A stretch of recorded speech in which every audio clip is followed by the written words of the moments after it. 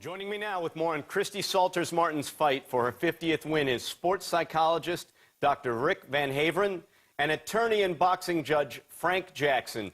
Dr. Rick, I want to ask you first. You've been shot. You've been stabbed. You have to go through a trial. Now you have to prepare for a fight. How does an athlete prepare at the professional level in professional boxing for that challenge? Well, it's definitely a big challenge. Not only did she have to go through some emotional hurdles and letting go of things from the past and just kind of regaining her sense of confidence.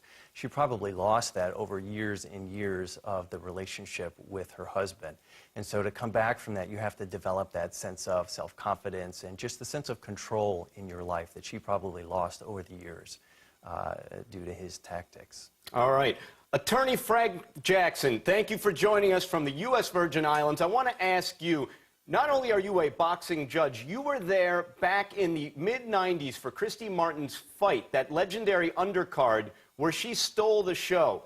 Tell us, as you were there in Las Vegas, tell us about what Christy Martin's fight meant then and what this comeback means. Yes, Danny. First of all, it's good to talk to you, and let me tell you about that fight. Even though it was a Mike Tyson fight, he was fighting Frank Bruno for the second time. The most exciting fight of the night was definitely Christy Martin. She's a warrior. She's tenacious. She's a blood and guts type of a fighter.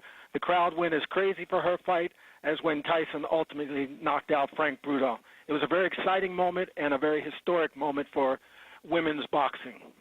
Now, Dr. Rick, you see Christy Martin there training. How hard is it for a fighter as they age? How do they mentally cope with the fact that it's getting harder and harder to train at this elite level? Well, as you mentioned, it is getting harder and harder, and so hopefully some of the motivation that she had was unique compared to maybe earlier stages in her career when she athletically was at a different place. I think this fight really represented a chance to get closure and an opportunity to break away from Jim Martin. So hopefully that motivation helped to overcome maybe some physical shortcomings. All right. Frank Jackson, you were, like I said, you were there for that fight on the Tyson undercard. Now she's fighting again. Do you see any of that same spark in Christy Martin, that same ability? Can she still compete? Well, certainly she can. What she has, and a fighter never loses, is their heart. And Christy was all heart. I think her heart was greater than her skill level. But what she does have is that heart to go along with her punching power and her determination. She's probably slipped a little bit with her speed and skill, but heart and determination and toughness can overcome that.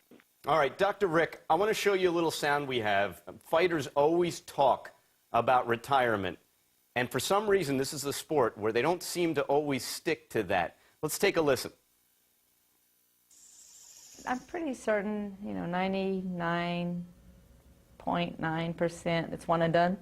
But, as fighters, we always have to leave that little itty bit of chance that, we may come back and fight again. Dr. Rick, at least she's being honest about it. Why is it that fighters, why in that sport more than any other, it appears that people cannot stay retired? Well, I think with boxing, it's unique compared to some other sports because it's an individual sport. And it's you against one other person, and that is really unique, and there's a lot of power that comes with that. I think a lot of athletes in general have difficulty retiring, but with a team sport, you're just one of many athletes, or you're one of many parts. And so with an individual athlete, it's really personal, and it's a really unique experience.